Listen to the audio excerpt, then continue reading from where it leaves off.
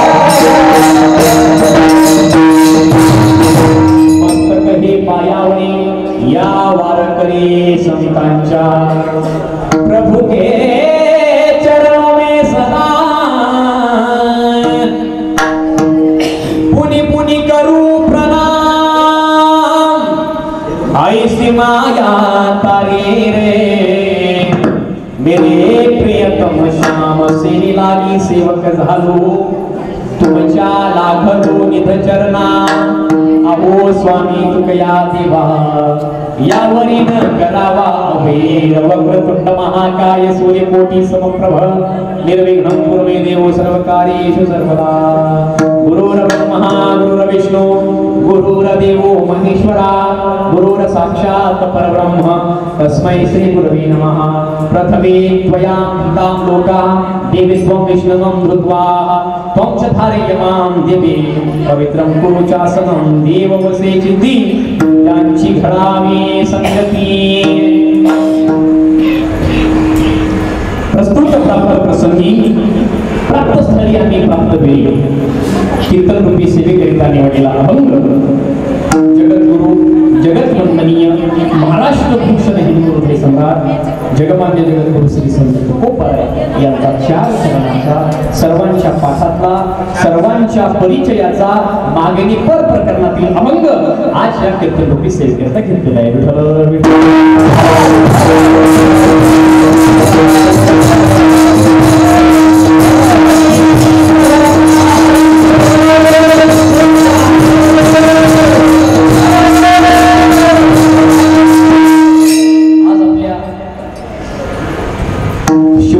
ग्रंथाच्या संगतीच्या निमित्ताने आणि तसेच जगद्गुरु तुकोबाराय यांचे जीवनचरित्र या सांगतेच्या निमित्ताने संपूर्ण भाविक भक्तांच्या दर्शनाचा योग या ठिकाणी मला ज्यांनी बोलवले असे असणारे उदयमानराव सावकार तसेच वामनराव सावकार जगताप, माणिकराव सावकार इंजुरे, पांडुरंग मामा पुजारी तसेच हरिभक्ती पारायण गोरख महाराज या संपूर्ण कार्यकर्त्यांच्या मंडळीच्या वतीनं हे कीर्तन रूपी वाक्पुष्प माझ्याकडे आलं आणि तुम्हा सर्वांचा दर्शनाचा योग आला।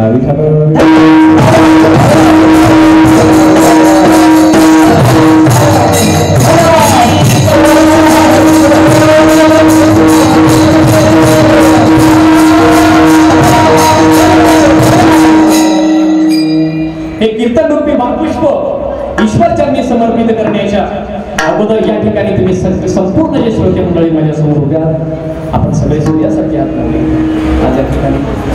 आता एकापेक्षा बळी आहेत, सगळे आपलेच आहेत। आता एकांचं नाव जर घेत बसलो तरी आधीच टाइम झालेला आहे, तरी तुम्हा सर्वांच्या श्रीराम कॉलनीतले भजनी मंडळ असतील, त्याच्यानंतर कृष्ण मंदिरचे भजनी मंडळे असतील, तसेच आमचे विठ्ठल मंदिरचे महाराज असतील, संपूर्ण पंचक्रोशीतून आलेले भाविक भक्त सर्वांना मनापासून धन्यवाद. आता इथून आपण अभंगामध्ये प्रवेश करू. विठ्ठल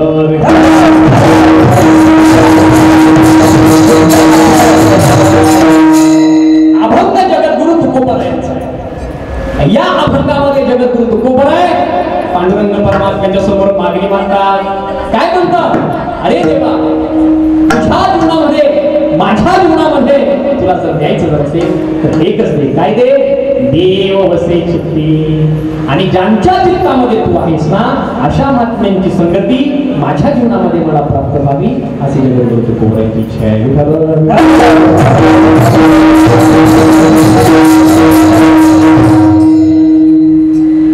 आपल्या जगद्गुरु तुकोबरायांच्या जीवन चरित्रासाठी संपूर्ण तुम्ही अध्ययन केलेले मंडळी. काय जगद्गुरु तुकोबरायांचा अधिकार आहे सर्वांना ज्ञात आहे. महाराजांनी सर्वांनी तुम्हाला सांगितलेच असते. अलौकिक जगद्गुरु तुकोबराय आहेत महाराज. लौकिक लोकांना जगद्गुरु तुकोबराय अलौकिक आहेत हे जर कळालं असतं तर जगद्गुरु तुकोबराय यांना या समाजाने त्रास दिला नसता. किती त्रास दिला? कोपला पाटील गावीचे ने लोक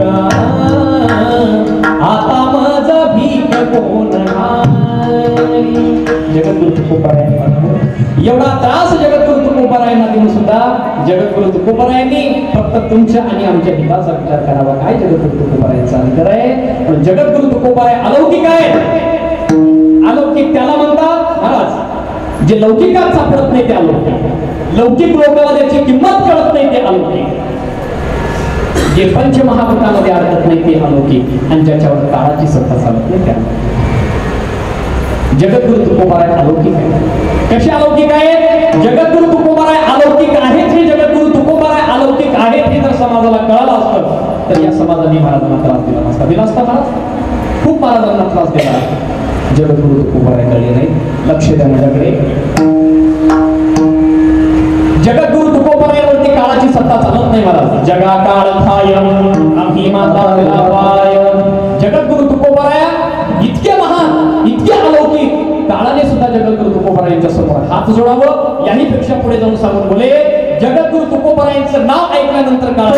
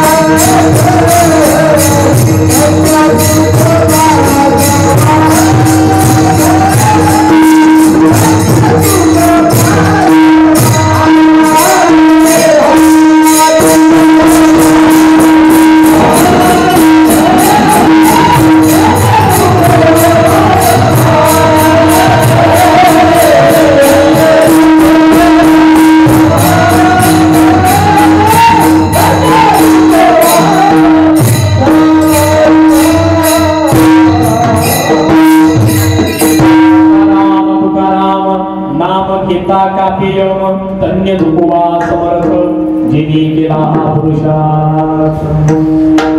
जगद्गुरु तुकोबारायांवरती काळाची सत्ता चालत नाही, म्हणून जगद्गुरु तुकोबाराय अलौकिक आहेत. आणि जगद्गुरु तुकोबारायावरती पंचमहाभूताची सत्ता चालते का?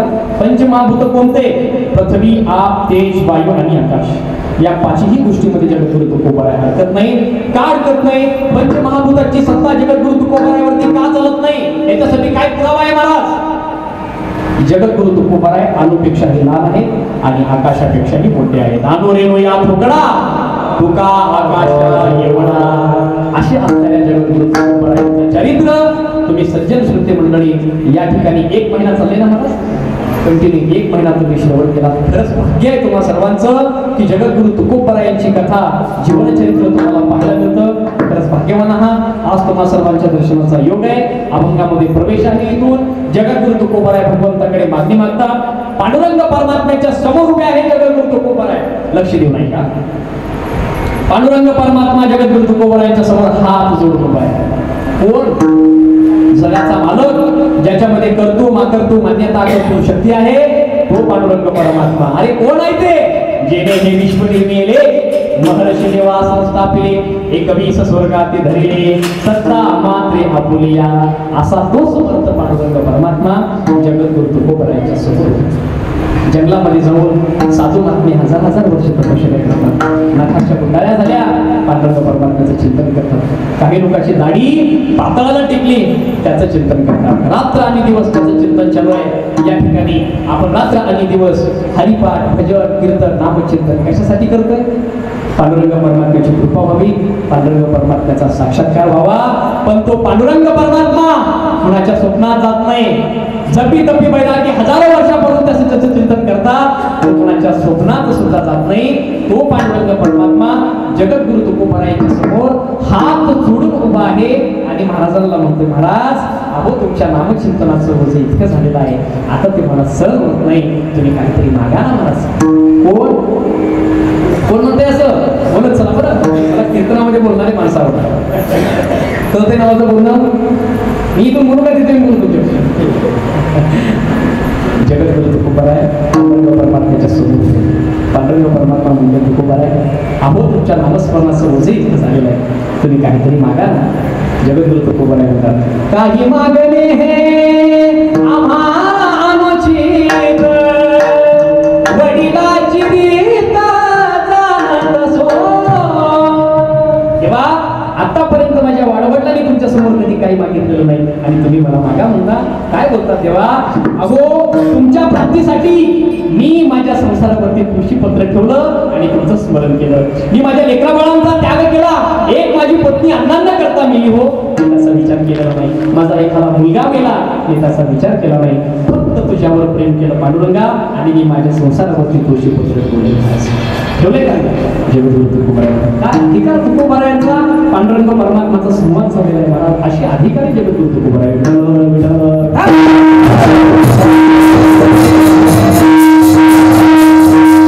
नावाने शून्य घातले हो जगद्गुरु तुकोबाराय म्हणतो, पांडुरंगा तुझ्या प्राप्तीसाठी संसाराचा त्याग केलाय मी. संसाराच्या नावे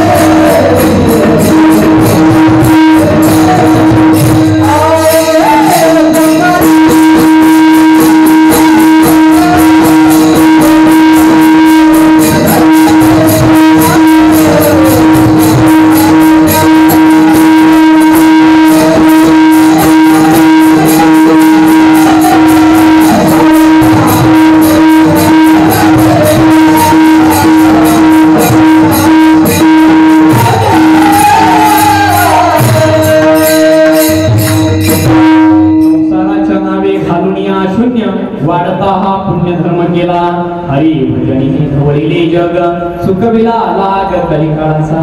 देवा तुझी प्राप्ती माझ्या जीवनामध्ये व्हावी, तुझा साक्षात्कार माझ्या जीवनामध्ये व्हावा आणि तुझं चिंतन मला या जन्मामध्ये करायला मिळावं म्हणून मी सर्वस्वाचा त्याग केलाय आणि फक्त तुझ्या नामाची अपेक्षा करतोय. तूच माझ्या जीवनामध्ये असावं अशी माझी इच्छा. त्यावेळेला पांडुरंग परमात्मा म्हणतो तुकोबर आहे, खरं आहे तुमचं, तुम्ही बोलतायत ते मला सगळं बोलते, पण तुमच्या नामस्मरणाचं ओझं लई झालेलं आहे. खरंच काहीतरी तुम्ही मागा.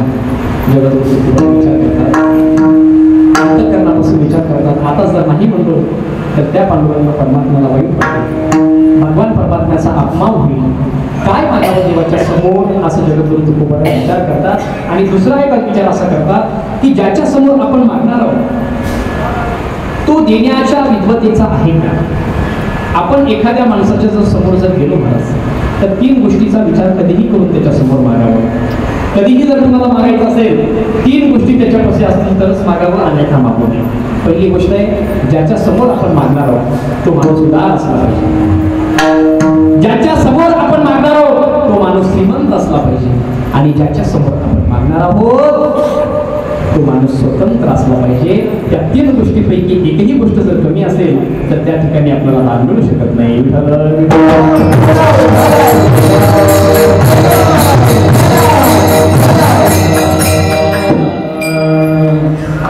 श्रीमंती भरपूर आहे हातामध्ये पण स्वातंत्र्य नाही.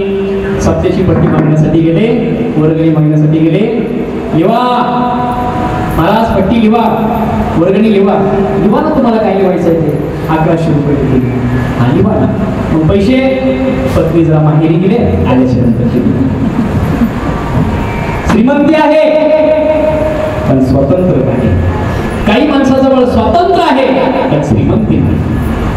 स्वातंत्र्यही आहे, श्रीमंतीही आहे पण देण्याची वृत्ती नाही, कंजूस वृत्ती आहे. या तिन्हीपैकी एकही गोष्ट जर आपल्याकडे कमी असेल तर त्या पत्नीच्या ज्या माणसाच्या समोर आपण गेलो तिथं आपल्याला लाभ भेटू शकत नाही.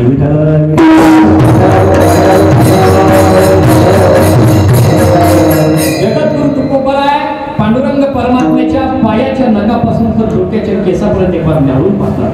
आपण ज्याच्या समोर मागणार आहोत, जो पांडुरंग परमात्मा आपल्याला मागा म्हणतोय, तो पांडुरंग परमात्मा आतापर्यंत कोणाला काही दिलाय का? तो सामर्थ्यशील आहे का? तो उदार आहे का? तो स्वतंत्र आहे का? या गोष्टीचा विचार करतात जगद्गुरू तुकोबर आहे. विचार करत असताना जगद्गुरू तुकोबर यांच्या समोर भगवंतांनी आता कुणाकुणावरती उपकार केलेले आहेत त्याची यादीच निर्माण झाली महाराज. झाली का नाही? प्रमाण सांगू तुम्हाला. सुदामा भगवंताकडे काय अपेक्षा केलं? काहीतरी मला उदरनिर्वाह करण्यासाठी थोडंफार मिळेल. तर पांडुरंग परमात्म्याने काय दिलं तिला? प्रमाण सांगू तुम्हाला. सुदामा ब्राह्मण दुःखी दारिद्र्ये पिडेला दृष्टीवर पुढे कळूनी त्याच्या पेटीला गेला शुद्ध भावने कोणी गाव सोनिया झालेला विभवाचा धर्म जागो त्याचे चरणी लक्ष लागो. देऊन टाकलं पांडुरंग परमात्म्याने. किती उदार आहे तो पांडुरंग परमात्मा, किती उदार आहे. कोणाकोणाला काय काय दिलेलं आहे. तुझ्या उदार जाणो स्वातंत्र्य देता न मनसे पात्र पात्र पै कैवल्याशी पवित्र वैर्याही दिदली. ती पुतना राक्षसी आपल्या स्तनामध्ये विष भरून भगवंताला मारण्यासाठी आली होती पण भगवंताने तिला काय देऊन टाकलं महाराज? मुक्ती देऊन टाकली. शिशुपाल भर सभेमध्ये भगवान श्रीकृष्णाला 100 शिव्या दिल्या. भगवान परमात्म्याने त्याला काय दिली महाराज? मुक्ती देऊन टाकली. म्हणून भगवान परमात्मा उभा आहे. तुझे अवहार जाणो स्वतंत्र गीता मनसी पात्रापात उदार हा जगदानी पांडुरंगाभिमानी मागी तुलसी दलपानी चिंतनाचा भुकेला असाच पांडुरंग परमात्मा आहे.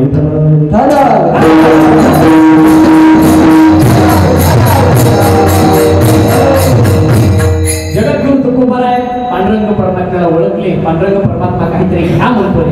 काय मागावं त्या पांडुरंग परमात्म्याला विचार करतायत. जगद्गुरू तुकोबर आहेत ते सामान्य आहेत का?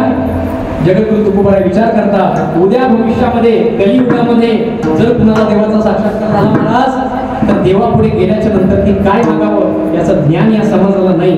त्याला ते ज्ञान प्राप्त होण्याकरिता जगद्गुरू तुकोबर मागून दाखवतात. व्यवहारामध्ये समजून घ्या तुम्ही आम्ही आहोत. व्यवहारामध्ये जीवन जगत असताना अचानक जर देव प्रसन्न झाला होत नाही पण झाला तर काय मागतो तो आपण देवाला काय मागतो वाढावे संतान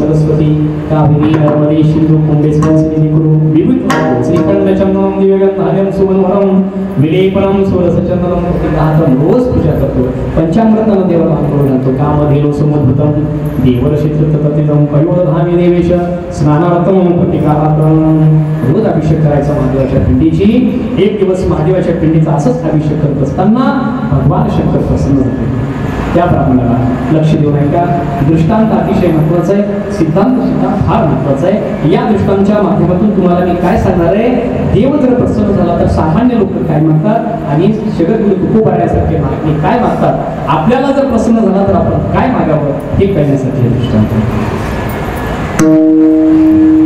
महादेव प्रसन्न झाला किती अंतःकरणापासून माझी भक्ती करतोस किती अंतःकरणापासून मला जलांना आंघोळ घालतोस पंचामृतांना आंघोळ घालतोस की तुझ्यावर प्रसन्न झालेलो आहे तुला काय पाहिजे ते माग ब्राह्मण स्वार्थी होता लोभी होता त्या धनलोभी सुद्धा होता तेव्हा काय पाहिजे ते माग म्हणतोयस ना हे बघ असं कर मी म्हणावं पण तू दिलेलं न सरावं एवढं मला दे देवाला आश्चर्य वाटलं काहीच बोलले नाही तथास्तु म्हटले निघून गेले निघून जात असताना एक वाक्य सांगितले माझ्या महादेवाच्या पिंडीवर जी पिंडी आहे ना त्या पिंडीवर मुठभर तांदूळ आहे ती मुठभर तांदूळ घे ते कधीच संपणार नाही एवढंच सांगितलं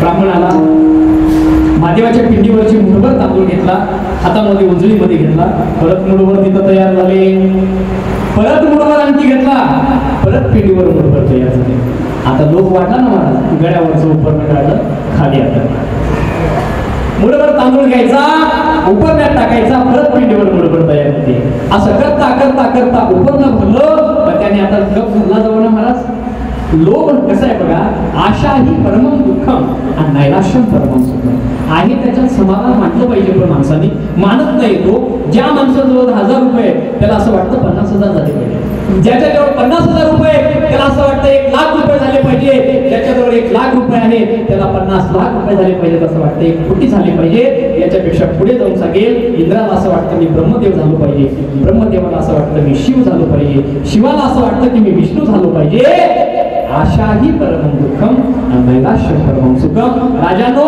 आहे त्याच्यामध्ये समाधान माना हेच भगवंताची भक्ती आहे हेच भगवंताची भक्ती आहे ठेविले आनंदे ऐसेची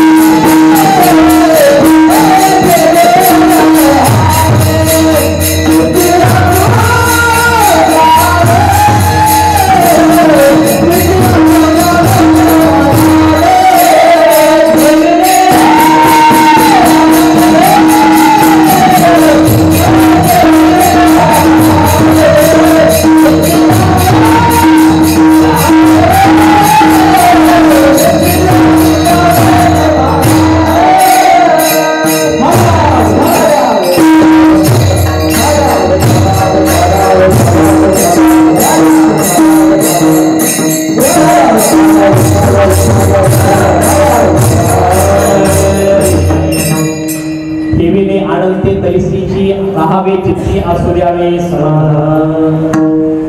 माणसाचं समाधान होत नाही, आणखी काहीतरी मिळावं असं वाटतं. तसाच तो ब्राह्मण उपरना त्याला मुठभर तांदूळ घ्यायचा, उपरण्यावरती टाकायचा. 4-2 किलो जमा झाले. मग आता त्यांनी काय केलं महाराज, उपरनं फाडलं आणि धोतर सोडलं, उपरनं गुंडाळलं आणि धोतर आलं. अशा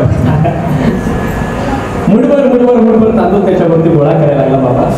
मुठभर तांदूळ गोळा करता करता करता 60-70 किलो गोळा झाले त्याच्यावरती. 60-70 किलो तांदूळ ज्या वेळेला गोळा झाले, आता बस म्हणला, असं काट आणला त्या बिंड्याची आणि असं खांद्यावर घेतला आणि घराकडे यायला लागला. घर जवळ आलं, पत्नीला म्हणतो, कधीच न संपणारं धान्य आणलं. त्याच्या पत्नीला असं म्हणते, कधीच आमचा बाबा एवढं जोरात बोलत नाही, आज एवढं जोरात बोलतो, याचा अर्थ काही ना काही आणला असं.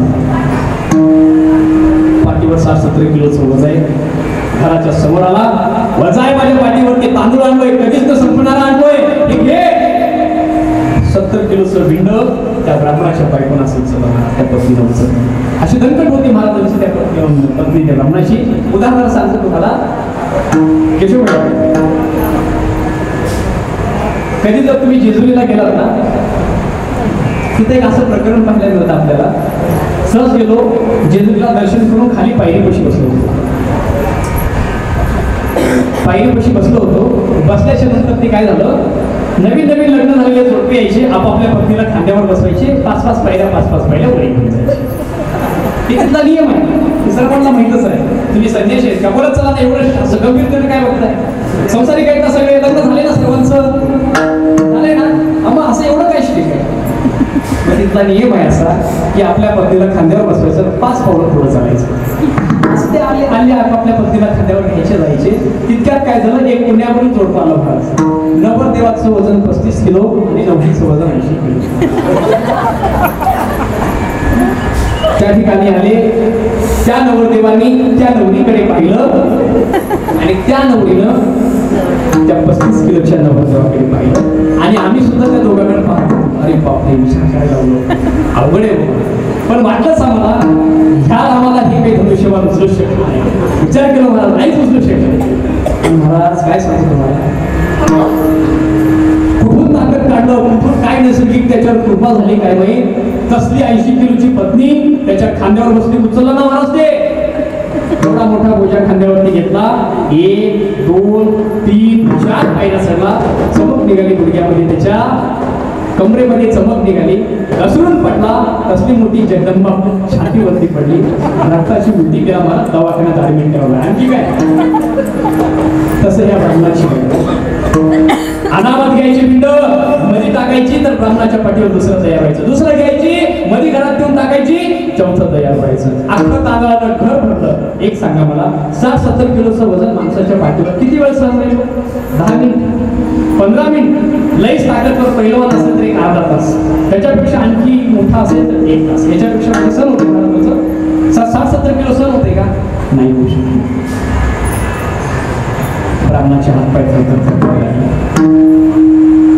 ब्राह्मण घाबरला, डोळे लालबुंद झाले, तोंडाला फेस यायला लागले. जगू शकत नाही वाटतं त्याला. आता काय करावं महाराज, कळत संयोगाने पाठीवरचं भिंड काही हातायला तयार नाही. अख्खं गाव गोळा झालं, ब्राह्मणाचं घर भरलं, सगळेजण आपापल्या घरी तांदूळ घेऊन जायला लागले. तर प्रत्येक जण आपापल्या घरी तांदूळ घेऊन गेले. वर्षभर त्या गावामध्ये तांदूळ कधी पडला तेवढे तांदूळ त्या गावात. आता ब्राह्मणाला वजन सहन होत नाही. ब्राह्मण खाली बसला डोक्यावरती, सहन होत नाही, पालथा पडला, जाग्याला तोंडाला जागेवर मोडून गेला. मला हे सांगायचं आहे की देव प्रसन्न झाला होता की नाही. गावातले सगळे जण प्रशिक्षित माणसं आले. ब्राह्मण आहे, याच्यामुळे वर्षभर तांदूळ कमी पडणार नाही. एवढे तांदूळ आपल्याला भेटले, याची मोठमाती तरी चांगली करावी का नाही? चांगली करावी म्हणून म्हटले. गावातले प्रशिक्षित माणसं आले, कसा दाखवा तयार केला. कुणी कुणाला फुकट करत नाही महाराजा काळामध्ये. तांदूळ वर्षभर कमी पडणार नाही या हेतूने, त्याच्यामुळे आम्हाला तांदूळ मिळाले, त्याची मोठमाती तरी चांगली करावी अशी गावातल्या लोकांची इच्छा. घेतले महाराज त्याला ताठ्यावरती फिरून जायला लागले. आणि आपल्या हिंदू धर्मामध्ये एक प्रथा आहे, पुढे गेल्याच्या नंतर ती 1 किलोमीटर, 1.5 किलोमीटर, 5 किलोमीटरचं जर अंतर असेल तर 2.5 किलोमीटरला आपण विसावा देतो का नाही? विसावा देण्याची पद्धत आहे. विसावा देण्यासाठी प्रेत खाली ठेवल्याच्या नंतर मागचे खांदेकरी पुढे होता आणि पुढचे मागे होतात का नाही.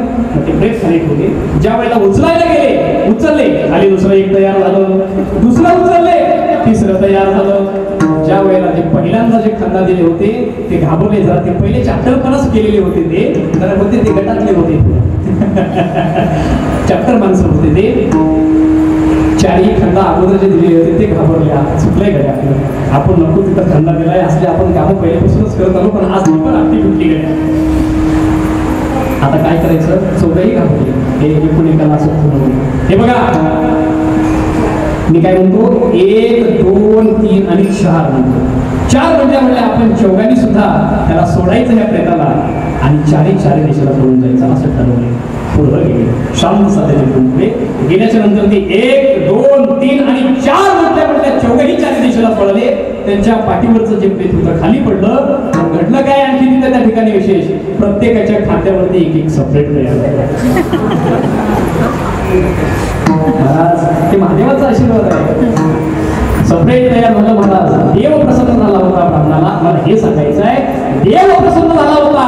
काय मागावं याचं ज्ञान सामान्य माणसाकडे नाही. वाढावे संतान ग्रही व्हावे धनधान्य, ही आपली मागणी आहे. महाराज माझ्या मुलाचं लग्न होत नाही, झालं पाहिजे. महाराज माझ्या मुलीचं लग्न झालेलं आहे, संतती होत नाही, ही आपली मागणी आहे. पण जगद्गुरु तुकोबाराय पांडुरंग परमात्म्याच्या समोर उभे आहे. महाराज म्हणतात, जगद्गुरु तुकोबाराय म्हणतात, अरे पांडुरंगा तुला द्यायचंच असेल ना, ज्यांच्या चित्तामध्ये तू आहेस अशा महात्म्यांची, अशा साधूंची, अशा संतांची भेट माझ्या जीवनामध्ये घडावी, अशी मागणी जगद्गुरु तुकोबारायांची आहे. हेच महाराज आपल्याच्या पहिल्या चरणामध्ये सांगतात.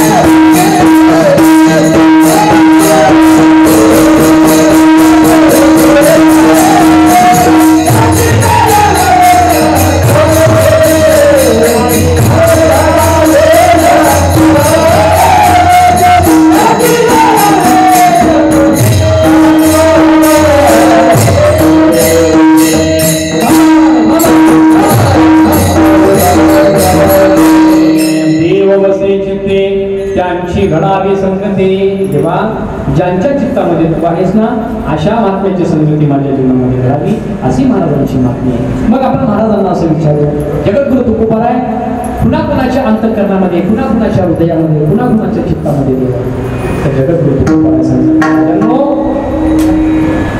हनुमंतरायाच्या चित्तामध्ये देव आहे, सूरदासांच्या चित्तामध्ये देव आहे का नाही, जनाबाईच्या चित्तामध्ये देव आहे.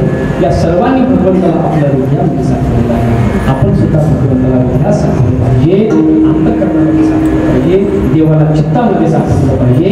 अशांची संगती जगद्गुरु तुकोबाराय म्हणतात. कुणाच्या चित्तामध्ये देव आहे? हनुमंतरायाच्या चित्तामध्ये देव आहे. हनुमंतरायाच्या वेळेला प्रभू रामचंद्र अयोध्येमध्ये आले, राम रामाचं युद्ध झालं. समोर सिंहासनावर प्रभू रामचंद्र बसलेले आहेत. ज्यांनी ज्यांनी सहकार्य केले त्यांना सर्वांचे काय केलेले सर्वांना देत होते. सर्वांना देणं झालं. जानकी माता प्रभू रामचंद्राला म्हणते मालक सगळ्याला दिला, पण ज्याच्यामुळे तुम्ही हे युद्ध जिंकला त्यालाच काही दिलं नाही. कोण राहिलं नाही? हनुमंतराय राहिलं. त्याला काहीतरी द्या ना. त्याला काय देऊ जानकी? काय त्याला मी देऊ शकतो? माझा प्राण काढून जर त्याच्या पायावर समर्पित केला तरीही त्याची उपकार भेटू शकणार नाही. काय द्यायचं त्याला? काही देऊ शकत नाही. काही न देणे हेच दिल्यासारखं आहे. काही देऊ शकत नाही. तरीही जानकी मातेला दया येते. काहीतरी देण्याची इच्छा होते. काय द्यावं? तर जानकी मातेच्या घरामध्ये नवरत्नाचा हार त्यांनी काढला. हनुमंतरायाला बोलवलं. हनुमंता इकडे ये राजा. अरे तुझ्यामुळे हे युद्ध जिंकलो. तुझ्यामुळे माझ्या मालकांची आमच्या दोघांची भेट झाली. तुझी फार मोठी उपकार आहे. हे माझ्या गळामध्ये नवरत्नाचा हार आहे. ते तुला मी समर्पित करते. एका मण्याची किंमत पृथ्वी मोलाची आहे. राजा जपून ठेव. त्याला सांभाळ. हनुमंतराय घेतात. उडी मारून एका कोपऱ्यात बसतात. दाताने एक मणी तोडतात. जानकी मातेचं लक्ष नाही. 1 2 3 मना तोडल्यावर जानकी मातेचं लक्ष जातं. सीताबाईला नाही घेतात. आईच्या स्वरूपाची असते. जानकी माता म्हणते अरे तुला अक्कल नाहीये का? वेडा आहेस का? एका मण्याची किंमत पृथ्वी मोलाची आहे राजा. त्याला दाताने कट करतोय. हनुमंतरायाची उत्तर आहे का? हनुमंतराय म्हणतात पृथ्वी मोलाचा जरी असला मी त्याला फोडून त्याच्यामध्ये माझा राम आहे का पाहतोय. त्याच्यामध्ये जर राम नसेल ते पृथ्वी मोलाचा जरी असेल तर ते माझ्या काय कामाचं आहे? अरे ती निर्जीव वस्तू आहे हनुमंतराय. असं कोणी होऊ नको. ते निर्जीव वस्तू आहे. तू सजीव स्वरूपाचा आहेस. तुझ्या अंतःकरणामध्ये राम आहे का? हनुमंतरायाने आपलं हृदय फाडले आणि आतमध्ये प्रभू रामचंद्राची मूर्ती काढली. श्रीराम बैठे हैं मेरे सीने में. हृदयामध्ये हनुमंतरायांनी प्रभू रामचंद्रांची मूर्ती दाखवली. आश्चर्य वाटलं. जसं हनुमंतरायांनी भगवंताला हृदयामध्ये साठवलं अशा महात्म्यांची संगती माझ्या जीवनामध्ये घडावी. म्हणून देव वसे चित्ती त्यांची घडावी संगती. ज्यांच्या चित्तामध्ये देव आहे अशा महात्म्यांची अशा साधूची संगती माझ्या जीवनात घडावी.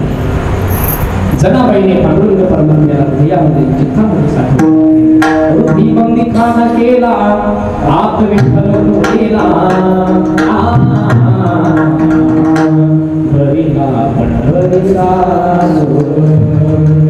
प्रमाण म्हणण्याची इच्छा आहे पण जरा वेळ कमी असल्यामुळे वेळेला मला तेच मोठा प्रश्न पडला आता की कीर्तन 9:30 वाजता सुरुवात झाली. सोपवायचं किती वाजता? त्याच्यामुळे जरा मी प्रमाण कमी वापरते म्हणजे जास्ती करून चिंतन तुमच्यासमोर सांगण्यासाठी चाली म्हणण्याची त्याची इच्छा आहे. असं तर म्हणू शकतात.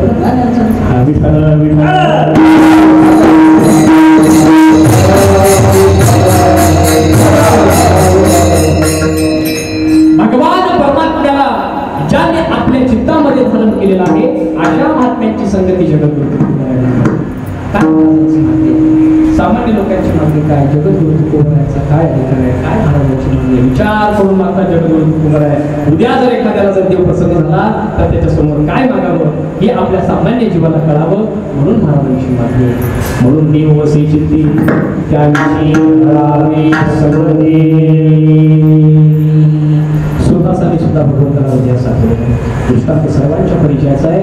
ज्यावेळेला सुरदास आता गुहेत पडणार तर दलित पडणार. लक्षात आहे ना सर्वांच्या? दलित पडणार. आता सुरदास तिथं पडल्यानंतर त्यांचा प्राण जाणार हे भगवंताच्या लक्षात आल्याबरोबर भगवंत आले का मला समोर हात धरून बाजूला काढण्याचा प्रयत्न करतात. त्यावेळेला सुरदासाने भगवंताचा हात पकडला. हात पकडल्यानंतर ती भगवंताने ताबडतोब हाताने हिसका मारला आणि हात सोडून घेतले. देवा माझ्या शरीरात ताकद नाही. मी डोळ्याने आंधळ आहे. माझ्या शरीरात ताकद नाही. मी दुबळा आहे आणि माझ्या हाताला झटका बरोबर तू जाऊ शकतो श्री पांडुरंगा. पण तुला मी माझ्या हृदयामध्ये तुला मी माझ्या चित्तामध्ये साठवलेला आहे. कसं जाशील त्याच्यातून? हात सोडून जातोस तू. बरोबर आहे रे देवा. त्यांचं प्रमाण आहे हात छोड़ कर जात है दुर्लभ जानत मोया मेरे हृदय से प्रभु जाय तो मर्द कहावे. देवा तुला मी माझ्या हृदयात साठवलेला आहे. माझ्या चित्तामध्ये साठवलेला आहे. आता ह्याच्यातून तू बाहेर जाऊ शकत नाहीस. असे महात्मे ज्यांनी भगवंताला आपल्या चित्तात साठवलेला आहे त्यांची संगती घडावे. म्हणून देव वसे चित्ते त्यांची संगती. इथपर्यंत आता आपण आलो. आता पुढे महाराज म्हणतात की बाबा त्यांची घडावी संगती. कुणाची? श्रीमंत माणसाची का? एखादी राजकीय क्षेत्रातला परिपूर्णतम माणूस आहे त्यांची संगती का? जो सज्जन आहे, जो पांडुरंग परमात्म्याचं चिंतन करतो, जो पांडुरंग परमात्म्याला चित्तात साठवलेला आहे, अशाची संगती म्हणतात. म्हणून जीवनामध्ये कधीही संगती चांगल्या माणसाची करणं अत्यंत गरजेचं आहे. तुम्ही ज्येष्ठ श्रेष्ठ मंडळी आहात. करण्याची काय ताकद होती? काय करणं होता? काय करण्याचा अधिकार होता? सामान्य होता का तो करणं? सकाळी सकाळी व्यायाम करण्यासाठी ज्या वेळेला करणं, त्या मल्लखांबाच्या जवळ यायचा, तेवढा मोठा तो मल्लखांब डाव्या हाताने वापर केला करून टाकायचा. त्या ठिकाणी भीम यायचा. भीमाची ताकद काही कमी आहे का? दोन्ही हाताने अतिशय ताकद लावून, भरपूर ताकद लावून भीम तो सरळ करायचा. काय करण्याची ताकद असते? रथ सामोरा समोर आलेला आहे भगवान श्रीकृष्णाचा, अर्जुनाचा आणि कर्णाचा.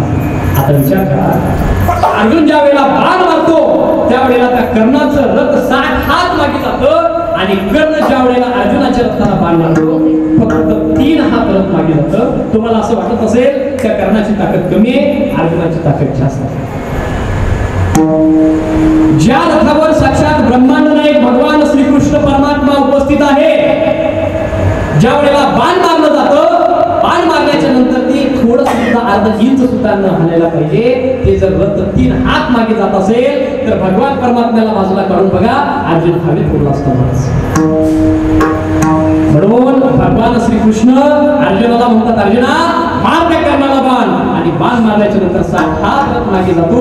कर्ण ज्या वेळेला बाण मारतो 3 हात रथ मागे जातो, त्यावेळेला भगवान श्रीकृष्ण म्हणतात, वा कर्णा, वा काय तुझी ताकद आहे, वा काय श्रेष्ठ आहेस, काय मोठा धनुर्धारी आहेस.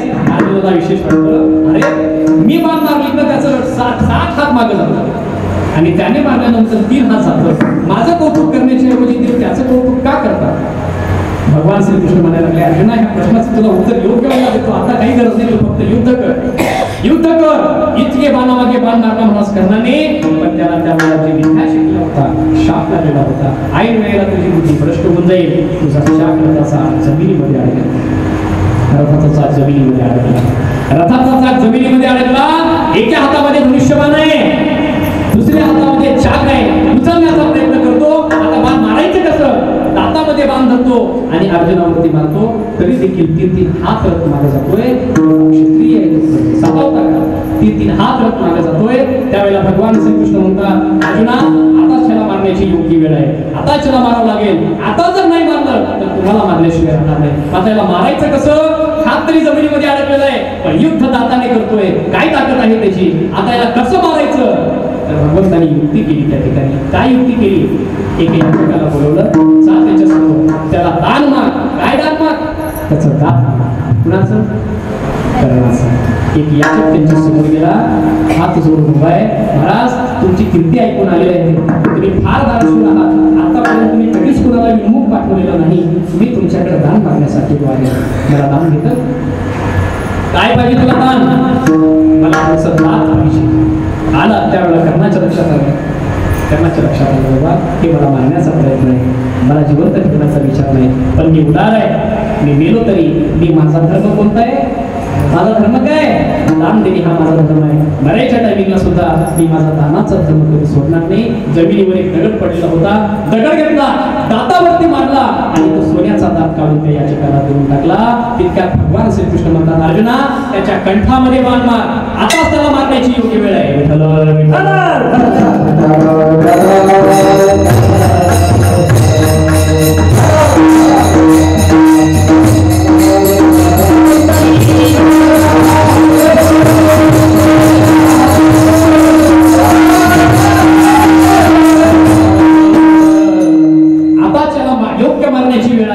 त्यावेळेला कर्ण ऐकतो, अरे देवा तुला काहीतरी वाटतंय का? अधर्माने मला मारतो, माझ्या अंगामध्ये ताकद नाही आहे, आता धनुष्यबाण नाही आहे, माझ्या रथाचं चाक जमिनीमध्ये अडकलेला आहे. मी जर रथावर उभा असेल, माझ्या हातामध्ये धनुष्यबाण असेल, त्यावेळेला या 5 पांडवाला पाठव, एका बाणामध्ये मारण्याची कॅपॅसिटी माझी आहे, एवढी मोठी ताकद माझी आहे. पण आता मी क्षत्रिय आहे, माझ्या माझ्या हातामध्ये धनुष्यबाण नाही आहे, रथाचं चाक जमिनीमध्ये अडकलेलं आहे. अन्यायाने मला मारू नको, अन्यायाने मला मारू नको. कोण म्हणतोय? कर्ण म्हणतोय. कुणासाठी म्हणतोय कर्ण? मित्रासाठी, मित्रतेचा धर्म निभवण्यासाठी. म्हणून माणसाने जीवनामध्ये मित्र केला पाहिजे बरं का. जीवनामध्ये इतका चांगला मित्र असला पाहिजे. कधी कधी मला आठवतं, मी ऐकत होते कविता बघा, काय का मित्राचा अधिकार, अत्यंत मनातली गोष्ट जे आईला सांगू शकत नाही, पत्नीला सांगू शकत नाही, बाहेर कुणाला सांगू शकत नाही, ते माणूस आपल्या विचारात. म्हणून आपलं मन हलकं करण्यासाठी, अंतःकरणातली एक भावना व्यक्त करण्यासाठी आपल्या अत्यंत जवळचा एक मित्र असावा.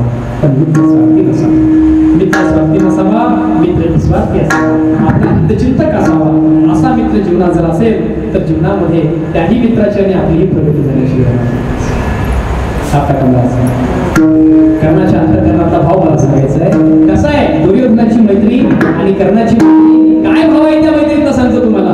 मित्र अडवायला उंबऱ्यासारखा,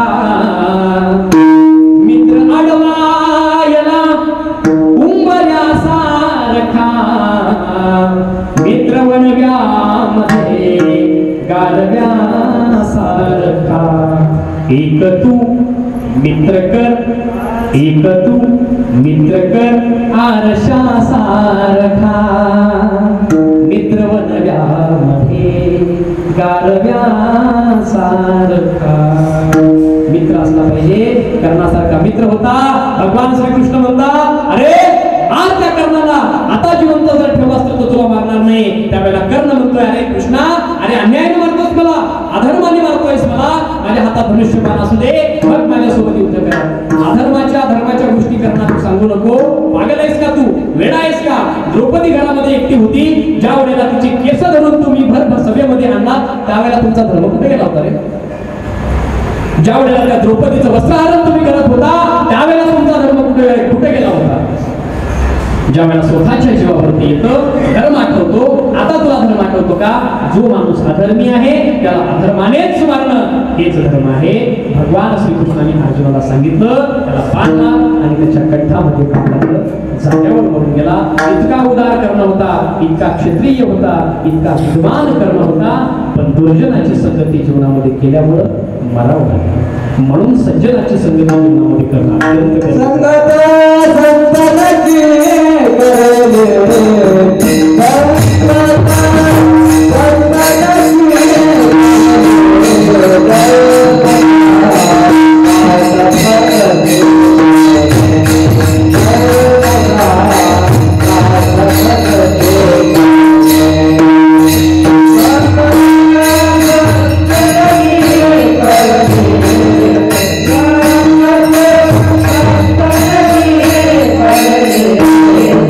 Yeah.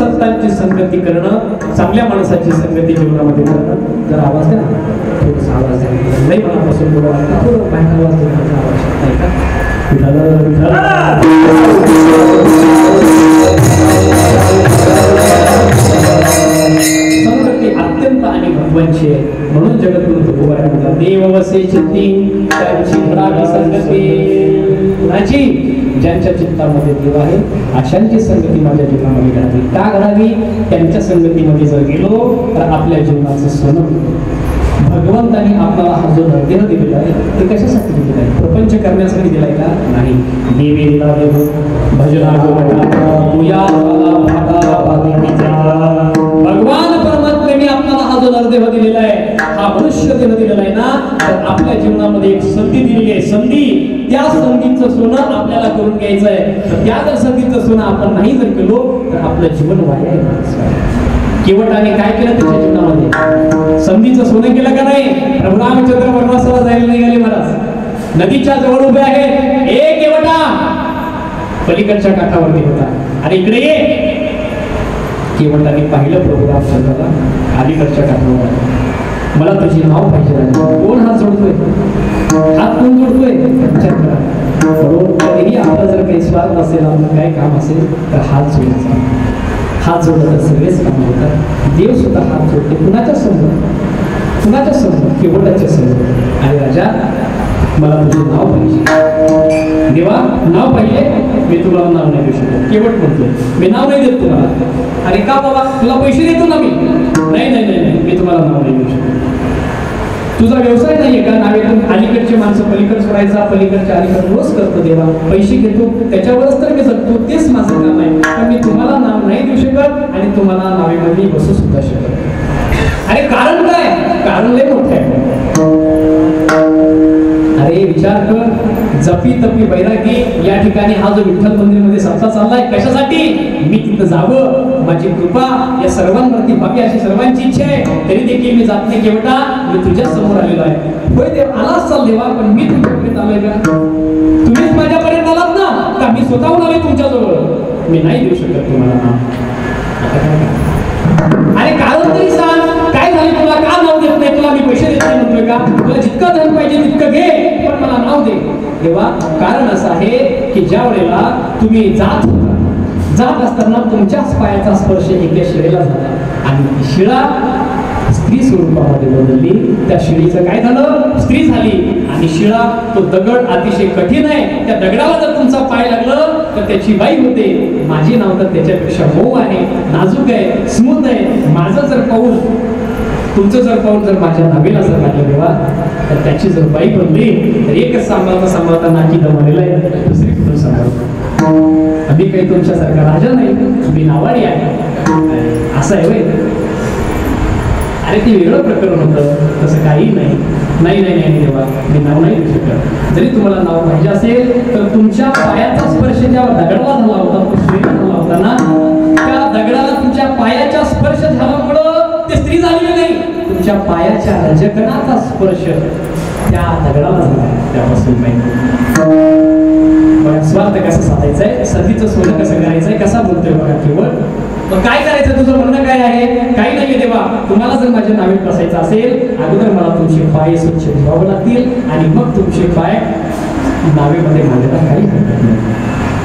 बरं ठीक आहे, तुला काय करायचंय ते लवकर कर. आपल्या स्वतःच्या पत्नीला आज्ञा दिली, हे लवकर जा, भांड घेऊन ये. भगवंताचे पाय धुवायचे, रामाचे पाय धुवायचे आहेत. गरीब माणूस होता, घरामध्ये म्हणजे नव्हते. काठवट काठवट काठवट काठवट.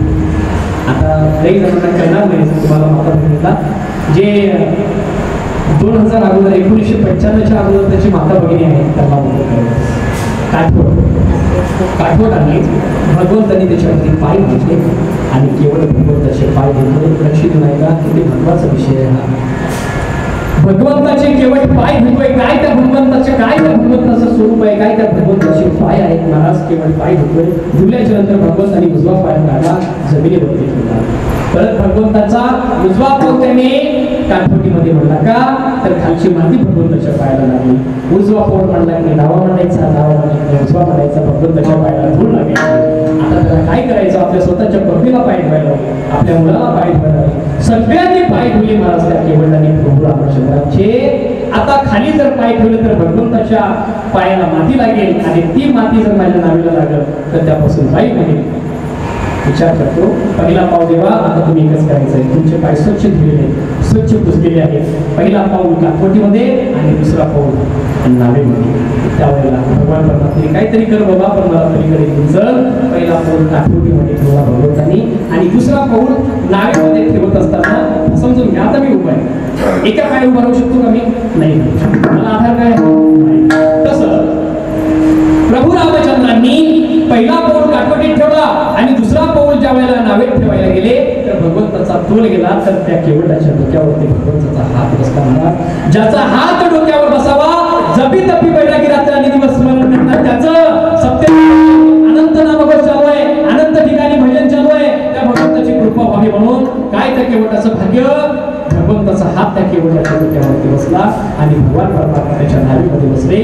नाव पाण्यामध्ये गेली, पुढं नाव जाते आणि केवट मोठमोठ्याने हसतो, मोठमोठ्याने हसतो. प्रभू रामचंद्र म्हणतात, अरे केवटा काय हसतोस? आम्हाला वनवास लागला म्हणून हसतोस का? नाही नाही नाही नाही देवा, मी त्याच्यामुळे हसत नाही. मग काय हसतोस? आणि अंगामध्ये वल्कल धारण केलं म्हणून हसतोस का? नाही, त्याच्यामुळे नाही हसत. कशामुळे हसतोस? काय तुझ्या हसण्याचं कारण आहे? त्यावेळेला केवट म्हणतो, देवा कशाची बाई आणि कशाचा ते शिळा, ते वेगळं प्रकरण आहे, वेगळं प्रकरण आहे. गौतम ऋषींची ती पत्नी होती, तिला देशात लागला होता, तो प्रकरण आहे. पण माझ्या नावेचं तसं काही होणार नव्हतं.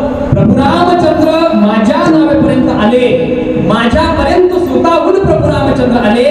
ही माझ्या जीवनातली संधी आहे आणि त्यांचे पाय देऊन त्यांचा हात मी माझ्या डोक्यावर ठेवून घेतला. हे माझ्या जीवनामध्ये केलेल्या संधीचं सोनं आहे. राजांनो, भगवंतांनी आपल्याला हा जो नरदेह दिलेला आहे, या नरदेहाच्या माध्यमातून त्याचं भजन, त्याचं पूजन, संतांची संगती आपल्या जीवनामध्ये करून आपल्या सुद्धा जीवनाचा आपण सोडून घेतलं पाहिजे नाही. यासाठी भगवान परमात्मा आपल्याला नरदेह दिलेला आहे. या नरदेहाच्या माध्यमातून ज्यांच्या चित्रामध्ये देव आहे अशांच्या संगतीमध्ये जर गेलो तर तो देव कसा आहे, तो कसा आहे याचं ज्ञान आपल्याला प्राप्त होतं. अशी मागणी जगद्गुरु तुकोबाराय दुसऱ्या चरणामध्ये करतात.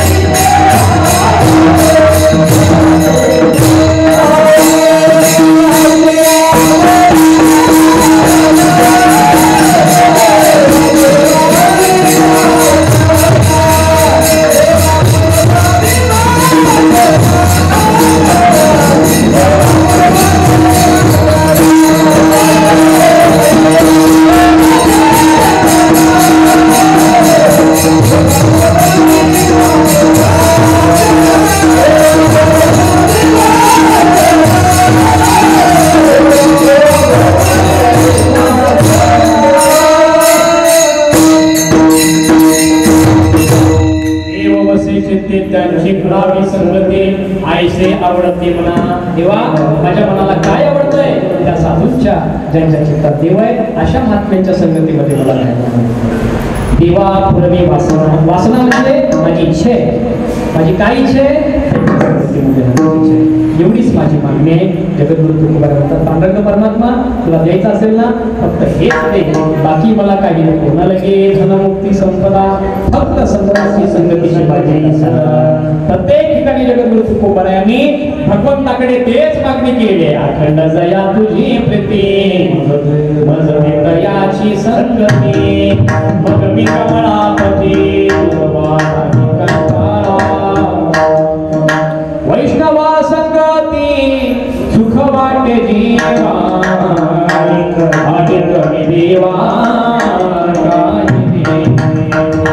त्यांची संगती जर माझ्या जीवनामध्ये घडली, परिणाम जन्मोजन्मी बहु पुण्य केले, तेव्हा या विठारे रूपाने जन्मोजन्मी कृपा माझ्यावरती झालेली आहे. मी स्वतः धन्य समजेल. खरंच तू माझी मागणी पूर्ण कर पाहिजे का, अशी महाराजांची मागणी. पहिल्या चरणाचा अर्थ लक्षात आला, दुसऱ्या चरणाचा अर्थ लक्षात आला. आता तिसऱ्या चरणामध्ये जात असताना आपण एकच केलं पाहिजे, त्या संतांना ओळखण्यासाठी, त्या संतांच्या अंतःकरणापासून नामस्मरण करण्याकरिता ते रात्र आणि दिवस जे भजन करतात, ते महात्मे काय करतात, ते पांडुरंग परमात्म्याला साठवण्यासाठी, चित्तामध्ये साठवण्यासाठी काय त्यांच्या जीवनातील साधन आहे, तर त्यांच्या अंतःकरणामध्ये एकच ते फक्त रात्र आणि दिवस पांडुरंग परमात्म्याचं चिंतन करतात ना. आपल्या हातामध्ये एखादं चांगला फळ यावं असं वाटत असेल संतोष महाराज, तर त्याचं बी सुद्धा चांगलं असलं पाहिजे महाराज. आपलं अंतःकरण शुद्ध व्हावं असं वाटत असेल तर अंतःकरण शुद्धीचं बी आहे नामचिंतन. नामचिंतन केल्यानंतर अंतःकरण शुद्ध होतं आणि अंतःकरण शुद्ध झाल्यानंतर पांडुरंग परमात्म्याचा साक्षात्कार होतो. मग संतांची भेट होते. त्याच्या अगोदर नामचिंतनच महत्वाचं आहे. खूप नामचिंतन करायचं, खूप नामचिंतन करायचं. मग नामचिंतनाची ताकद वाढल्याच्या नंतर संतांना या म्हणायची गरज आहे महाराज, या म्हणायची गरज आहे महाराज. झाडाला आंबा लागतो, कच्चा आहे तोपर्यंत कुठलाच पक्षी जवळ येत नाही. एकदा ते आंबा पिकला, त्याचं सुगंध यायला लागलं, पोपटाला लग्न पत्रिका दिल्यासारखं काय पत्रिका द्यावं लागते का पोपटाला? यामुळे नामचिंतन करून करून करून आपण त्या अवस्थेला प्राप्त झालो ना, तर आपल्याला अनुग्रह देण्यासाठी संत महात्मे येतात आणि आपल्याला त्या स्वरूपाचं ज्ञान देतात आणि त्या संतांच्या संगतीमध्ये आपल्याला जायला सांगतात की ज्यांच्या चित्तामध्ये देव आहे, म्हणजे देव ते संत निमित्त त्या प्रतिमा दोघं एकच आहेत. दिसायला तरी भिन्न असले पण दोघं असायला मात्र एक आहे. म्हणून सर्वांनी या ठिकाणी नामचिंतन करायचं आहे. माहीत झोपायचं नाही असं कीर्तनामध्ये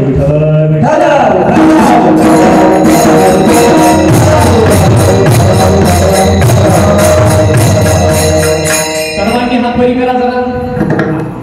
मला माहिती आहे तुम्ही दिवसभर चरित्र ऐकले, दिवसभर कथा झालेली आहे, सर्वांचे चेहरे मला सांगतात. आणि विशेष म्हणजे आज उपवास आहे ना, एकादशी आहे. तरी अंतःकरणापासून तुम्ही एवढं मोठं या ठिकाणी कार्य करतात. हैदराबाद सारख्या शहरामध्ये पंढरपूर सारखी स्वरूपता निर्माण होणे ही गोष्ट साधी आहे. आज हे मंदिर आतमध्ये गेल्यानंतर मला असा भास झाला की हैदराबादमध्ये नाही, मी पंढरपूरमध्ये आहे काय असा भास झाला. काय त्या पांडुरंगाची मूर्ती आहे, धन्य आहे, धन्य आहे. तुम्ही सगळेजण या ठिकाणी मोठ्या आनंदाने या ठिकाणी कार्यक्रम साजरा करतात. मनापासून धन्यवाद. एकच माझी विनंती आहे, त्या संतांना ओळखण्यासाठी, त्या देवाला ओळखण्यासाठी अगोदर जी साधना आहे त्या साधनेचं नाव आहे नामचिंतन. आणि ती साधना आपल्याला या ठिकाणी करायचं आहे. कोण कोण करणार? तुम्ही करू नका बस, तुम्हाला साक्षात्कार झालेला आहे. सर्वांनी हात पुढे करा आणि सर्वांनी पांडुरंग परमात्म्याचं भजन करायचं आहे.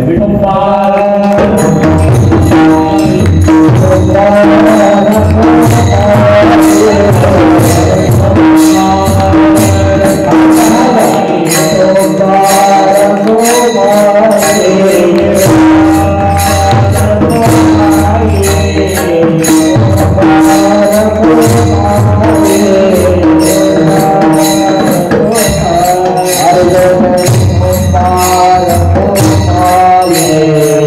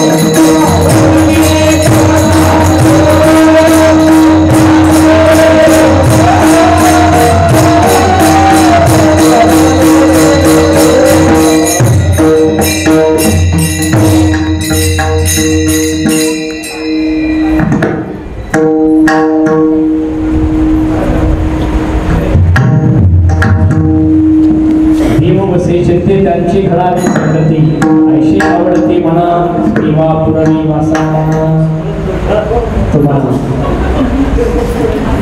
शब्द अप्रेम करतात बोलत असताना प्रेम तुम्ही सर्वजण देतात खरंच धक्के आहे सर्वांचं मी अशी जास्त श्रेष्ठ मंडळी सूर्यासारखे प्रकाशमान म्हणतात आणि माझ्यासारख्या दिव्यावर तुम्ही प्रेम करतात खरंच मनापासून सर्वांचे आभार व्यक्त करतो पांडुरंग परमात्मा तुमच्या जीवनामध्ये आपल्या असंच स्वरूपाची ओळख करून देतो मीच ब्रह्मस्वरूप आहे असं ज्ञान तुम्हाला सर्वांना प्राप्त व्हावं एवढीच मागणी पांडुरंग परमात्म्यापाशी करू शकतो त्याच्या काहीच बोलू शकत नाही खरंच खूप भाग्यवान आहे आज साक्षात पंढरपूर सारखं आपलं हृदय दिसते अत्यंत तुम्ही सगळे या ठिकाणी या कलियुगामध्ये अशी श्रुती मंडळी आहात असेच ज्ञानसंत म्हणतात काय अधिकार आहे माझ्या कर्मीचा या क्षेत्राचा बाबू खरंच खरंच थोडा कीर्तनाला उशीर झाला मला वाटतं खरे की मी 9 वाजता चालू होतो 9 ते 11 फ्रेश टाईम होते आता तर महाराष्ट्रामध्ये 7 ते 9 टायमिंग मला वाटतं आता 10 सुरू संपवायचं कितीला असा प्रश्न पडला होता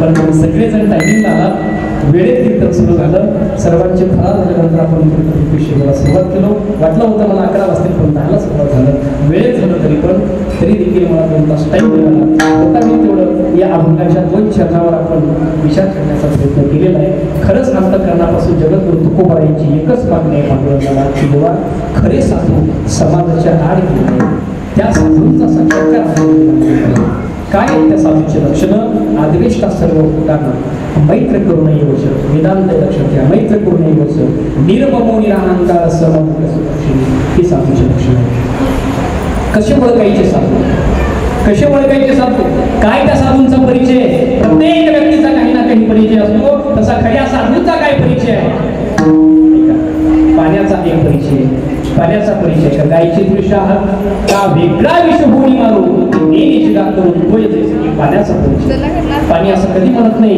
की गाय आहे की गायला पाणी पाजवतो हा शिव नाही मला पाणी देत नाही प्रकाश असं कधीच म्हणत नाही की महाराज आहेत यांना प्रकाश देतो हा गावातला माणूस आहे विना खाणार आहे मी यांना प्रकाश देते असं म्हणतोय का प्रकाश कधी देऊ शकत नाही जो का खंडावया घाव घाली का लाभणे तयारी केली तो का एकची सावली वृक्ष देण्याचा जसं वृक्ष सगळ्या झाडांना सगळेजण जिथं आपण गेलो सगळ्यांना सावलीच देतो तसं संत महात्म्यांच्या संगतीमध्ये आपण जर गेलो तर ते आपल्या सर्वांवरती प्रेम करतात दया करणे जे पुत्रासी त्याची दासा आणि दासी आपल्या स्वतःच्या मुलावर जितकं प्रेम दुसऱ्याच्या मुलावर संत प्रेम करतात की आई आपल्या मुलावर प्रेम करते त्याच्यापेक्षा अनंत पटीनं संत आपल्यावरती प्रेम करतात म्हणून आपल्याला जर देव प्रसन्न झाला तर त्या देवाला कसं मागावं काय मागावं आपल्याला ज्ञान नाही ना तर जगद्गुरू तुकोबारायांनी ज्यांनो भविष्यामध्ये जर तुम्हाला देव प्रसन्न झाला तर अशा पद्धतीची मागणी तुम्ही मागे देवाला मागा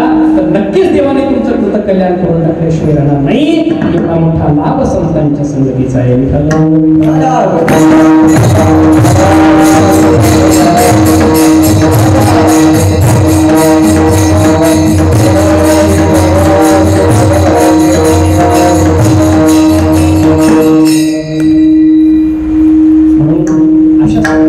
जीवनामध्ये जर घडली तर खरंच आपल्याला असं स्वरूपाचं ज्ञान झालं शकत आणि त्या संतांची मागणी जगद्गुरू तुकोबाराय करतात किंवा आतड्याच्या मागे लागल्या तरी घात केवळी लोकांचाही किंवा आणखी एक तुकापणी ऐशी शिष्य पण विठोबाची रंगावरती अशांच्या संगतीमध्ये नाही खरेच काय त्यांचा परिचय यवना अंगावरी कला प्रसाद देवने मुक्त केला खऱ्या साधूचं लक्षण आहे काय खऱ्या साधूचं लक्षण आहे कोणी आम्हाला कितीही त्रास देऊ द्यावं आम्हाला तर त्याला त्रास द्यायचाच नाही कोणी आम्हाला कितीही मारू द्यावं आम्हाला तर त्याला काही बोलायचंच नाही ज्यांनी आम्हाला मारलं ज्यांनी आम्हाला त्रास दिला ज्यांनी आमच्या अंगावर थुंकलं त्याला प्रसाद देऊन मुक्त करायचंय हा साधूचा परिचय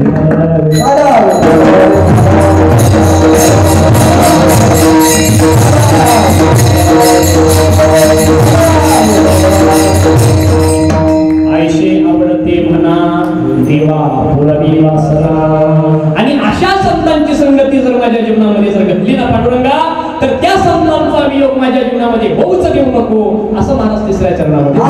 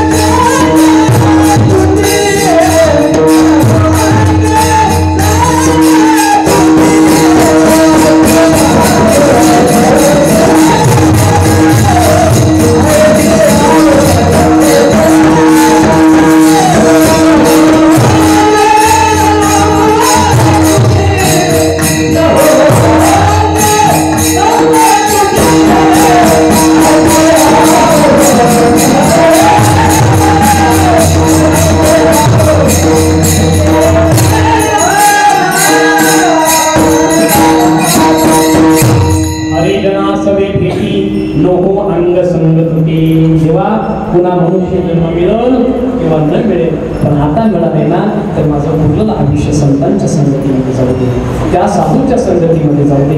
मनुष्य जन्म पुन्हा मिळू शकत नाही. एक एक श्वास जात हे 3 लोक काढून एका एका क्षणाची किंमत मेरू तुल्य पुतळी आधी दिली स्मरण न मिळायची क्षण एक नाही. बरोबर आहे. पृथ्वी एवढं जर तुम्ही सोनदान करण्याचा प्रयत्न केला आणि त्याला मुलाला तुला एवढं सोनं देतो, मला एक क्षण दे बाबा. कालचा दिवस गेला, किती लाखो रुपये दिले म्हणजे जातो जाऊ दे. आता आपण एक 15 मिनिटाच्या अगोदर जे गेलेलं टायमिंग किती रुपये दिले या मराठी फार मोठी फार मोठी फार मोठी. एका बाबांच्या हृदयाचं ऑपरेशन झालं माझं. त्यांचं हृदय काढलं आणि काचामध्ये ठेवलं. ऑपरेशन सक्सेस झालं. 8 दिवस बाबा हॉस्पिटलमध्ये सांगत होते आणि ज्या वेळेला ऑपरेशन सक्सेस झाल्याच्या नंतर ते डॉक्टरांनी बिल केलं 8 लाख रुपये. बाबांनी त्या बिलकडे पाहिले आणि हाताला फोडून रडायला लागले, मोठमोठ्याने रडायला लागले, मोठमोठ्याने रडायला लागले. डॉक्टर साहेब समोर आले, बाबा तुम्ही माझ्या वडिलांच्या वयाच्या का रडतात तुम्ही, काय दुःख झालंय तुम्हाला, बिल जास्ती झाले म्हणून रडतात का.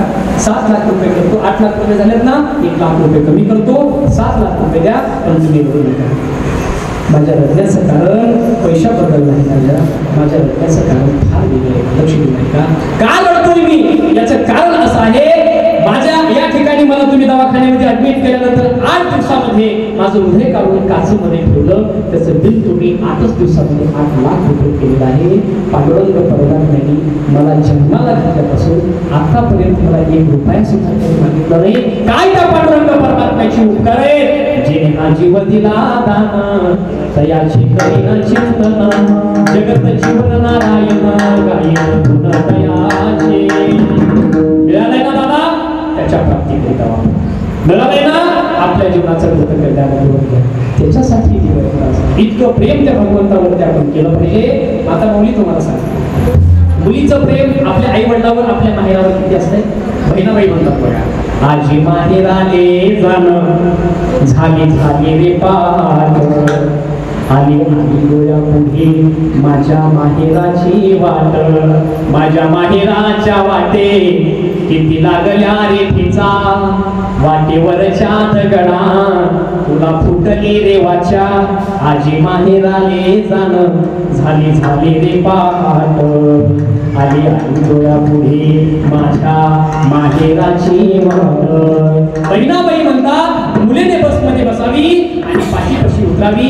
जुना दृष्टांत आहे, त्या पाठीपाशी उतरावी. पायी चलत जाण्याचा रस्ता असावा, व्यंकट महाराज पायी चलत जाण्याचा रस्ता असावा आणि पायी चलत जात असताना त्या मुलाच्या पायाला त्या मुलीच्या पायाला ठेच लागली आणि त्या मुलाची मुलगी त्या दगडाला ठेच लागली ना, त्या दगडाला म्हणाली राजा अरे तुला ठेच लागली असेल तर काम कर. मुलगी म्हणते कुणाला, त्या दगडाला. मला सांगा ठेच माणसाच्या बोटाला लागती का दगडाला लागते. दगडाला लागते, बोटाला लागते. राजा तू माझ्या माहेराच्या पाठीला दगड बसले, राजा क्षमा कर, चुकून जर तुला जखम झाली असेल तर माफ कर राजा. वाटेतला दगड त्या मुलीला जर इतका प्रिय असेल तर माहेरातला बाप, माहेरातला भाऊ, माहेरातली आई त्या मुलीला किती प्रिय असणार. जितक्या त्या मुलीच्या अंतःकरणामध्ये माहेराविषयी आवड आहे, माहेराविषयी प्रेम आहे, तितकंच प्रेम जर आपण पांडुरंग परमात्म्यावरती केलो तर तो देव आपल्याला आपल्यासारखा करून ठेवणार नाही का.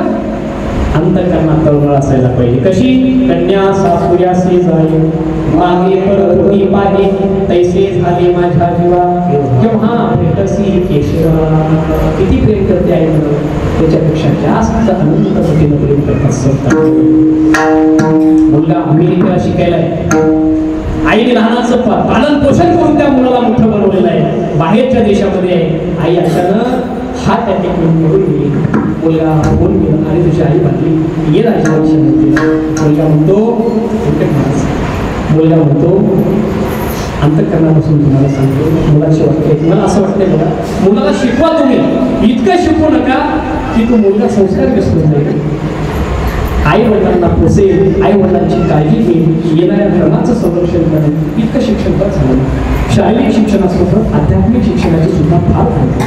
लेकरू ह्या काळाला जास्ती शिकण्यापेक्षा सुसंस्कृत होणं काळाची गरज आहे. फोन केलं त्या मुलाला, अरे तुझी आई वारली राजा, आईच्या हाती नाही. तो म्हणला मला व्हिडिओ कॉल करा, अंत्यकाळाच्या वेळेत व्हिडिओ कॉल करा, मी फार बिजी आहे, मी येऊ शकत नाही. त्या आईच्या मनातली भावना तुम्हाला सांगतोय. त्या आई म्हणते मनामध्ये, आई राजा, अरे तुझ्यासाठी मी जीवन समर्पित केलं, तुझ्यासाठी मी अत्यंत दुःख सहन केले. तुझे वडील अतिशय लहानपणी वारून गेले. त्यावेळेला मालकाची आठवण म्हणून अनेक अलंकार, अनेक सोन्याचे हार मी माझ्या मालकाची आठवण देऊन टाकले आणि तुला शिकवले. म्हणून आज तू बाहेरच्या देशाला गेलास आणि आज मी गेले असताना सुद्धा तू माझ्या मातेला येतेस. आईचा अंतकरण म्हणते, आईचा अंतकरण म्हणते. काय म्हणते आई अंतकरणापासून, काय म्हणते त्या मुलाला? हे बघ राजा, मी तुझ्यासाठी जीवन दालिले रे बाळा, तुनी नाही पाली माझी रे. मी तुझ्यासाठी जीवन दालिले रे बाळा, तुनी नाही पाली माझी रे. मेल्यावरती रडतो कशाला, उगाच ताण नको देऊ घशाला. मी तुला पाहून प्राण सोडिले रे बाळा, तुनी नाही पाणी पाजिले. राजा, माझं संपूर्ण जीवन तुला समर्पित केलेलं आहे आणि तू अमेरिकेत जरी असलास तरी माझा भरपूर आशीर्वाद आहे तुला. तुझं कृतकल्याण हो, तुझ्या जन्माचं सार्थक होऊन जाऊ. आईला देखील मुलाला इतका त्रास देऊ सुद्धा आईला त्यामुळे काय आशीर्वाद देते? आईचा आशीर्वाद देऊ शकते ना. याच्यापेक्षाही संत हजारो पटीने आपल्यावरती प्रेम करतात, संत आपल्यावरती प्रेम करतात. ज्ञानेश्वर महाराज माझाच नाही, विश्वाचा संसार सुखाचा प्रेम करतात. तेवढं त्रास दिलं ज्ञानेश्वर महाराजांना. काय गरज होती त्यांना ही सहन करण्याची? काय या समाजाचं कल्याण करायची गरज होती ज्ञानेश्वर महाराजांना? मुक्त माणसं होते. बुडत हे जन देखवे डोळा, येतो कळवळा म्हणून तुम्ही लौकिकात कुठेही फिरा, कोणी तुमच्यावर प्रेम करत नाही, कोणी तुम्हाला आपली समस्या समजत नाही, कोणीही तुम्हाला हिताचा मार्ग सांगत नाही, खरं ज्ञान तुम्हाला कोणी सांगत नाही, तुमचं कल्याण कुठं आहे कोणी सांगत नाही. एक तर वारकरी संप्रदाय सांगतो, एक तरी आई वडील सांगतात. आई वडील गेले, वारकरी संप्रदायापासून जर दूर गेलो, तुमच्या जीवनाची अनुभूती झाल्याशिवाय राहणार नाही. जगद्गुरु तुकोबाराय म्हणतात, राजांनो, अशा संतांची संगती माझ्या जीवनामध्ये घडावी की ज्यांच्या माध्यमातून मला तो ईश्वर भेटला पाहिजे. मग ते कोणते संत आहेत? ज्यांच्या चित्तामध्ये देव आहे तेच संत आहे आणि त्यांची संगती माझ्या जीवनामध्ये घडावी अशी जगद्गुरु तुकोबारायांची इच्छा आहे.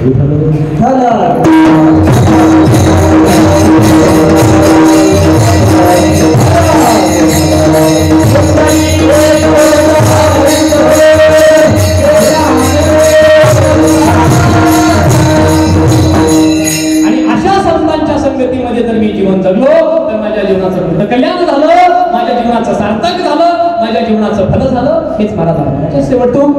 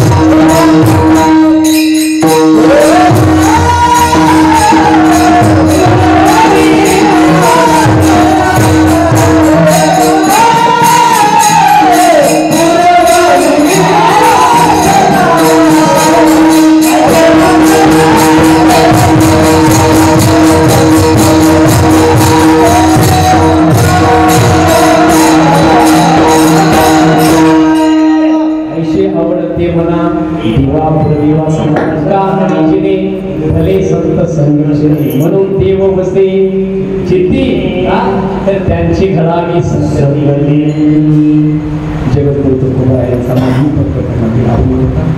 या अभंगाचा अर्थ असाच आहे महाराज, असं माझं काहीही म्हणणं नाही. माझ्या बुद्धिमत्तेला जिथपर्यंत त्या अभंगामध्ये जाण्याचा मी प्रयत्न केला, कधीही कोणीही समुद्राची खोली एवढी आहे असं कोणी पोहणाऱ्याने म्हणायचं नाही. समुद्राच्या खोलीचा आनंद नाही, फक्त आपलं श्वास जेवढं डोकावतायचं तितकंच आपण मध्ये जायचं आणि बाहेर यायचं. मी पूर्ण अभंगाचा शिक्षण केला. जगद्गुरु तुकोबारायांचा एक एक अभंग म्हणजे सागरापेक्षा सुद्धा खोल आहे महाराज. आपलं माझ्या बुद्धिमत्तेला जेवढं पडलं, जेवढा अभंगामध्ये जाता आलं, चिंतन करण्याचा जो प्रयत्न केलेला आहे, किंवा सर्वांचा कृपाशीर्वाद आहे, पांडुरंग परमात्म्याचा कृपाशीर्वाद आहे. या सर्वांच्या साक्षीने किंवा सज्जन मंडळींच्या साक्षीने आज या ठिकाणी कीर्तन करण्याचा योग आला. म्हणून ही कीर्तन रूपी पुष्प ईश्वरचरणी समर्पित करण्याच्या अगोदर माझ्या कीर्तनाला विशेष मुख्य परिस्थिती या ठिकाणी उपस्थित आहेत. गायनाचे संतोष महाराज असतील, तसेच आमच्या हरिभक्ती पारायण कीर्तनकार आमचे सुलतान महाराज असतील, त्यांच्या बाजूला महाराजांचा परिचय विजय महाराज ना विजय महाराज परिचय झाला आहे, पण तरी आपल्या बोलण्याचं लोक आले ना महाराजांच्या चरणामध्ये सगळे आपल्या या ठिकाणी भक्तीमध्ये उपस्थित तरी बाबा आहे. हां, आमचे व्यंकट महाराज श्रीराम कॉलेजमध्ये मृदंगाचे पकवानाचे क्लास चालू केले. खरंच त्या श्रीराम कॉलेजचं थोडं भाग्य आहे. आता नवीन क्लास चालू करायला लागले. खरंच ज्यांची कुणाची विद्यार्थी असतील तर त्यांच्यापाशी कपास शिकवायला काढतात. चांगल्या पद्धतीने पुढे शिकवतात महाराज. तसेच महाराज आहे खूप चांगले गोड म्हणतात महाराज. सगळे नाव आमचे दादा आहे सगळेजण. आणि मला पुन्हा आशीर्वाद स्वतःची चिरंजीव मारुती स्वतः आमची सुरजीव भाई असतील, विनोद भाई असतील. स्वतः आपला परिचय मी तुम्हाला स्वतः म्हणून बघतो, पण स्वतः काही नावच विचारलं नाही. त्यांचा विचारसागराचा अभ्यास चांगला आहे ना महाराज. हां, चांगला विचारसागराचा अभ्यास आहे. त्यांच्यासोबत सहभाग केले महाराज. हां, राजीव महाराज सांगतो ही या ठिकाणी उपस्थित तुमची भाग असतील, आमच्या तुमचे पाटील साहेब असतील, बाबूराव पाटील चांगलं कृती सांगतात. ऐकलं तर त्यांच्या मुलांनी आमचे त्र्यंबकराव स्वतः नितांत प्रेम करतात हे सगळे मंडळी. आणि आमचे बाबूराव स्वतः तिथं मागं बसले, बाबूराव पाटील स्वतः आला. त्या सर्वांच्या चरणावरती उपस्थित होतो. आणि विशेष लजवा म्हणून आलेले आमच्या सर्वांचे ज्येष्ठ आणि श्रेष्ठ असणारे आदरणीय शिवाजी महाराज नामाचा गजरगट चॅनल आहे, त्यांचा यूट्यूब चॅनल आहे. आणि मिनिमम त्याने एक 28 ग्रंथाचं लेखन तयार केलेलं आहे. चांगल्या पद्धतीचं महाराजांचा अभ्यास आहे. तेही या ठिकाणी उपस्थित आहेत. त्यांच्या चरणावर सुद्धा ही कीर्तनरूपी सेवा आणि किंवा सज्जन श्रोते मंडळींच्या चरणावरती सेवा समर्पित करून या ठिकाणी या कीर्तनरूपी सेवेला पूर्ण विराम देतो. नाराज होऊ नका, थोडा 5-10 मिनिटाचा वेळ जास्त घेतलेला आहे. वेळ झाल्यामुळं थोडासा वेळ झाला, अंतःकरणापासून क्षमा मागतो आणि पुनश्च एकदा तुमच्या चरणावर सेवा समर्पित करतो आणि सेवेला या ठिकाणी पूर्ण. ज्ञानेश्वर